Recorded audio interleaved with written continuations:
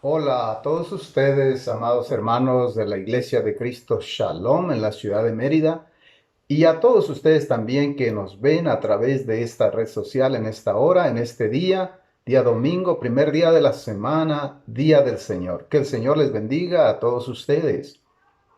Leía por ahí en algún lugar de que Dios está por traer a una vida nueva, a una gran cantidad de bebés, y de que anda en la búsqueda de iglesias, de familias espirituales amorosas que estén dispuestas a recibirlos, a amarlos, a nutrirlos, a desarrollarlos y a llevarlos a una madurez y reproducción efectiva.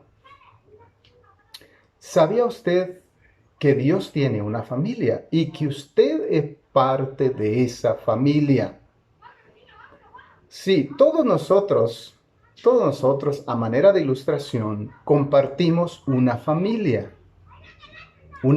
biológica, y espero que usted tenga la suya y que ahí en el seno de esa familia usted se sienta amado, querido, aceptado, apoyado. Eso es fundamental para que usted crezca sano, saludable emocional, física, mentalmente, espiritualmente. Pues bien, Dios tiene también una familia. Leíamos en el capítulo 1 del Evangelio de Juan, versículos 11 al 13. Y a todos los que le recibieron, dice el texto, a los que creen en su nombre, Dios les ha dado el derecho, les ha dado la potestad y, ¿por qué no?, el privilegio, la bendición de ser llamados hijos y, ¿por qué no?, también hijas de Dios, los cuales no son engendrados de voluntad de sangre, ni de voluntad de varón, sino de Dios. En efecto, usted y yo, que hemos creído en su nombre, Dios nos ha añadido a su familia. Es una familia espiritual que no es el producto de una relación carnal entre un hombre y una mujer. Nacemos en la familia de Dios a través de la fe en Jesucristo. Mas a todos los que le recibieron, dice el texto, a los que creen en su nombre, y su nombre es Jesús, que significa Salvador, y su nombre es Emmanuel, que quiere decir Dios con nosotros, porque aquel verbo se hizo carne y habitó entre nosotros. Su nombre es Cristo, que quiere decir el Rey, el Señor. Entonces, todos aquellos que lo hemos recibido como nuestro Salvador, como el Verbo encarnado, como el Cristo, el Señor y Rey de nuestra vida, Dios nos ha dado el derecho, el privilegio de ser miembros de su familia. Acá en la tierra, en la sociedad humana, cuando un bebé nace, a los pocos días de nacido, los padres deben irlo a registrar al registro civil, o en otros países se le llama el Registro Nacional de las Personas, donde se anota el nombre de este nuevo ciudadano o ciudadana, se le da un código o un número de identidad. Posteriormente, cuando ya crece el muchacho, ahí en ese código va toda la información de su familia. Cuando ya él crece, llega a la mayoría de edad, se le otorga lo que se llama la cédula de identidad o carnet de identidad, como se le llama en otros lugares, que le es útil para identificarse, para hacer ciertos trámites legales permitidos acá en la sociedad humana. Cuando un hijo de Dios nace en su familia, también se le da una nueva identidad y su nombre es inscrito. Su nombre también es inscrito en lo que yo llamaría el registro universal celestial, el registro universal celestial de los hijos y de las hijas de Dios. Ahora, cuando un ciudadano de esta tierra deja de existir, muere, fallece, su nombre es quitado del registro nacional de las personas o del registro civil. Ya no existe más. Para propósitos legales o de cualquier otro orden, esta persona ha dejado de existir. Sin embargo, en el registro universal celestial de las personas, de los miembros de la Jerusalén celestial, esto no se borra, no deja de existir, porque nuestra ciudadanía celestial como miembros de la familia de Dios es para siempre. Entonces, ¿qué estamos diciendo? Estamos diciendo que usted y yo tenemos ese privilegio, tenemos esa bendición de ser miembros de la familia de Dios porque hemos confesado a Jesucristo por fe como el Hijo de Dios, el Salvador del mundo, como nuestro Rey y Señor. Hubo un hombre de los judíos muy famoso que vino a Jesús de noche. Usted sabe a quién me refiero, a Nicodemo. Y tuvo una conversación con Jesús. A lo largo de esta conversación, Jesús le dice, de cierto te digo, que el que no naciere del agua y del Espíritu no puede entrar en el reino de Dios. Nicodemo se sorprendió y dice, ¿cómo puede un hombre siendo viejo nacer de nuevo? ¿Acaso puede entrar por segunda vez en el vientre de su madre y volver a nacer? Jesús le dice, no. Yo no me refiero a eso, Nicodemo. Yo no me estoy refiriendo al nacimiento biológico. Yo no me estoy refiriendo al nacimiento en una familia terrenal, temporal y perecedera. Me estoy refiriendo al nacimiento espiritual. Y le dice, de cierto te digo que el que no naciere del agua y del Espíritu no puede entrar en el reino de Dios, en la familia de Dios.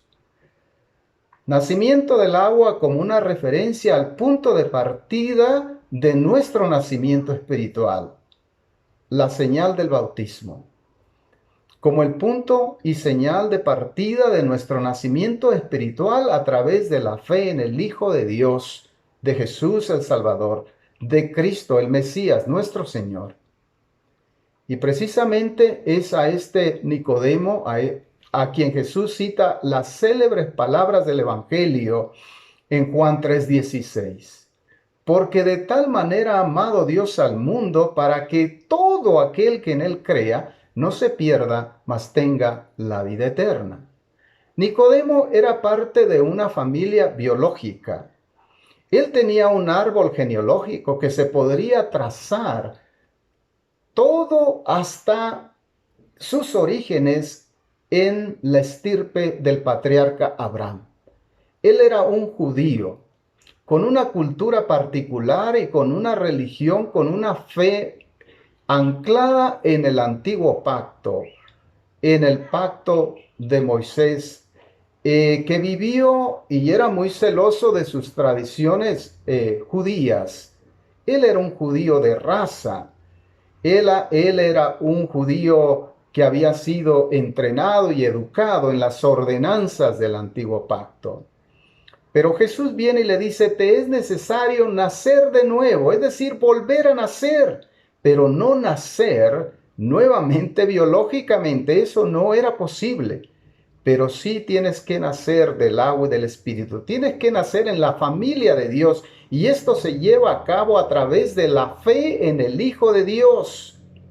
Porque de tal manera ha amado Dios al mundo, que ha dado a su Hijo unigénito para que todo aquel que en él crea, Nicodemo, incluso tú, tenga vida eterna. Así que todos los que hemos hecho esa confesión en Jesucristo como el Salvador, el Hijo de Dios, Emmanuel, Dios con nosotros, Cristo el Señor, nuestro Rey, somos miembros de la familia de Dios. Ahora, ¿cómo nos preparamos? Porque decía que Dios está por traer en estos días a una nueva vida en Cristo, a una gran cantidad de bebés, y está buscando de familias amorosas, de familias muy fraternas, de familias cariñosas, calurosas, para colocar a estos bebés, a fin de que estas familias o iglesias locales les ayuden a crecer, a desarrollarse, llegar a la madurez y a la reproducción. ¿Cómo nos preparamos para incorporar nuevos miembros, a esos nuevos miembros o bebés que Dios está por traer a una nueva vida? ¿Sabe? Quiero decirle que la iglesia no existe para sí misma, como una especie de club exclusivo. La iglesia existe para aquellos que no tienen iglesia. Sí, la iglesia existe para aquellos que no tienen iglesia, para aquellos que necesitan una familia espiritual. Por eso decíamos en una ocasión pasada que la iglesia no es una institución. La iglesia es un organismo vivo. La iglesia no es una empresa, la iglesia no es un negocio. Y hoy le estoy diciendo que la iglesia es una familia y que en la iglesia como familia, Dios espera que nosotros nos llevemos como familia, que no nos ubiquemos en base a nuestras posiciones, sino en base a nuestras relaciones, que no nos ubiquemos en jerarquías, sino nos ubiquemos en relaciones familiares. Pablo escribe a Timoteo en la primera carta, me parece que es el capítulo 5, versículo 1, donde dice que debemos de tratar en la iglesia a las personas mayores como si fueran nuestros padres a los varones, y a las mujeres mayores, ancianas, como a nuestras madres, y a las hermanas, a las hermanitas jóvenes, como si fueran nuestras hermanas, a las mujeres mayores, como si fueran nuestras madres, perdón, y a nuestras hermanas en la fe, jóvenes, como si fueran en realidad nuestras hermanas, con toda pureza y con todo respeto. La iglesia entonces, decía, opera en base a estas relaciones y no en base a posiciones, a jerarquías. ¿Y cómo nos preparamos? Bueno, este es un primer inicio, desarrollando esas relaciones fraternas, esas relaciones de familia.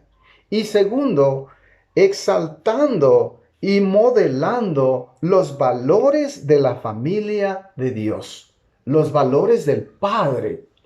Toda familia tiene un set de valores. No sé su familia, pero en mi familia hubo un set de valores con el cual nuestros padres trataron de crearnos, trataron de inculcárnoslos y formarnos de esa manera.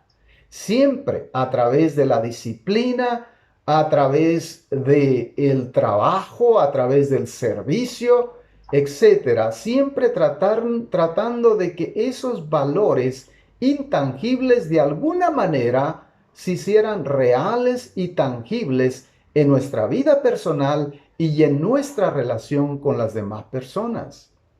Pues igualmente, en la familia de Dios hay valores del Padre. Sí, valores del Padre Celestial que precisamente el hermano mayor de nosotros, Jesucristo, ha venido a modelar para nosotros, para su familia, su iglesia. Y una segunda forma en la que nos preparamos para recibir a estos nuevos miembros de la familia en el seno de nuestra familia es no solamente hablando de estos valores, predicando de estos valores, sino modelando también estos valores. ¿Y a qué valores me refiero? Definitivamente el mayor de ellos es el valor del amor. Ya dijimos, porque de tal manera amó Dios al mundo. Al mundo Dios amó indiscriminadamente y generosamente a toda criatura en este planeta, en el mundo. Dios ha amado a la humanidad globalmente, independientemente de su posición social, de su raza, de su color, de su sexo, etc. El amor de Dios no tiene límites, no tiene fronteras. Entonces, uno de los valores fundamentales que también se expresa en el primero y en el segundo gran mandamiento: amarás al Señor tu Dios con todo tu corazón, con toda tu mente y con todas tus fuerzas.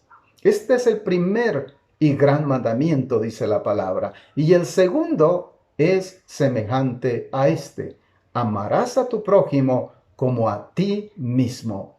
Entonces, tenemos no solamente que predicar este valor, tenemos que modelarlo.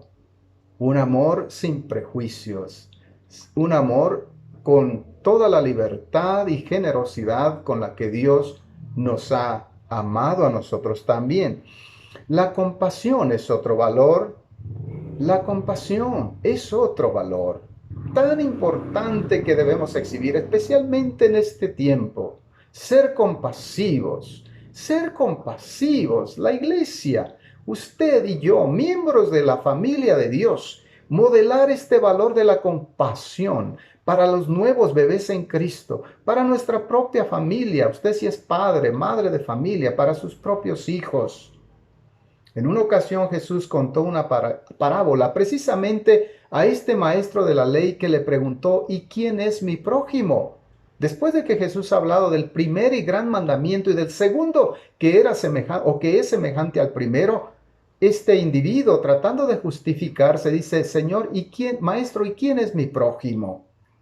Y ahí es donde Jesús le cuenta esa famosa parábola del buen samaritano, donde un individuo cae presa de los ladrones, es golpeado y dejado medio muerto, tirado al lado del camino. Dice el relato: pasó un sacerdote, lo miró solo de largo y no hizo nada. Después pasó un levita, que también era un oficial del culto religioso judío. Igualmente lo miró de largo y no hizo nada. En tercer lugar pasó un samaritano, un individuo que no tenía ningún cargo religioso, es decir, no tenía ningún ministerio en la iglesia, diríamos hoy. Muy al contrario, era una persona rechazada y repudiada por los judíos. Samaritanos y judíos no se llevaban bien, dice el relato que nos cuenta el encuentro de Jesús con la mujer samaritana. Y este hombre que estaba tirado, que había sido asaltado y golpeado por los ladrones, precisamente era un judío. Pero este que viene y lo ve es samaritano. Ha pasado un sacerdote, ha pasado un levita y no lo han atendido. Se han ido de largo. Pero este samaritano, dice el relato, se baja de su cabalgadura, se acerca al herido, toma vino y aceite y cura, venda sus heridas, lo pone en su cabalgadura y lo lleva al mesón. Y cuando llega allí, habla con el mesonero y le dice: te encargo a este varón. Aquí está un adelanto, aquí está un pago por los gastos que pueda generarte. Y si genera más de esto, cuando yo venga de regreso, yo te lo voy a pagar. Y entonces Jesús hace la pregunta al terminar este relato: ¿quién fue el prójimo de este individuo? Y el maestro de la ley dice: el que mostró compasión por él. Y Jesús le dice: bien has respondido, ve tú y haz lo mismo. Jesús está buscando de familias, de iglesias locales que exhiban este nivel de compasión para integrar en ellas a estos nuevos bebés que Él está por traer a una nueva relación con Cristo. Y los traerá cuando estas familias espirituales, estas iglesias estén exhibiendo este nivel de compasión. Valores como el perdón. Sí, como el perdón. El perdón es un valor que debemos de tener en alta estima en la familia de Dios. El perdón siempre implica un sacrificio. Eso le costó a Jesús perdonar nuestros pecados. El sacrificio en la cruz. A nosotros, el sacrificio de nuestro ego. Así que Dios está buscando de estas familias espirituales, de estas iglesias, que exhiban este valor, el valor del perdón, de la negación de sí mismo, del sacrificio, del perdón. La tolerancia es otro valor primordial en el reino de Dios. Ya le citaba hace un momento el texto, que dice de que Dios amó al mundo. Dios no tiene preferencias. Dios no tiene pensamientos ni sentimientos racistas, exclusivistas. Dios es un Dios tolerante. Y dice este otro texto en el cual enlaza con este valor, el valor del amor. Romanos capítulo 5, verso 8. Mas en esto muestra su amor Dios para con nosotros, en que siendo aún pecadores, Cristo murió por nosotros. Es decir, se sacrificó para darnos el perdón cuando aún éramos pecadores. No esperó que fuésemos buenos, que fuésemos capaces de ser amados, sino que en la condición de personas odiosas y rencorosas y amargadas y disfuncionales, en esa condición Dios nos aceptó, Dios nos amó. Entonces Dios está buscando de ese tipo de familias espirituales que no tienen prejuicios, que son tolerantes y que reciben a estas personas que Dios está llamando para ser miembros de su familia. El valor de la aceptación, de la humildad, de la comunión, del servicio, del sacrificio. Y bueno, podría pasarme un buen tiempo aquí hablándole de todos esos valores que debemos comenzar a exhibir, no solamente a hablar y a predicar de ello, sino a modelar. Y de esa manera nos estamos preparando y mucho mejor seremos escogidos por Dios como esa familia espiritual en la cual Él colocará a esos nuevos bebés que está por traer a una nueva vida en Cristo Jesús. Este es un buen tiempo para hacerlo, es decir, un buen tiempo para modelar estos valores y recibir a estos hijas e hijas de Dios que nacerán a través de la fe en Cristo Jesús. Usted y yo somos miembros de la familia de Dios. Sí, somos miembros de la familia de Dios. Usted es mi hermano, mi hermana. Y yo, yo soy su hermano. Yo soy su hermano. Le guste o no, yo soy su hermano. Créame, démonos la oportunidad de amarnos, de perdonarnos, de respetarnos, de ser compasivos, de exhibir todos esos valores que son tan apreciados dentro de la familia de Dios. Que Dios le bendiga y que sea usted ese miembro de la familia que va a provocar el deseo en otro de unirse a la familia de Dios. Que Dios le bendiga.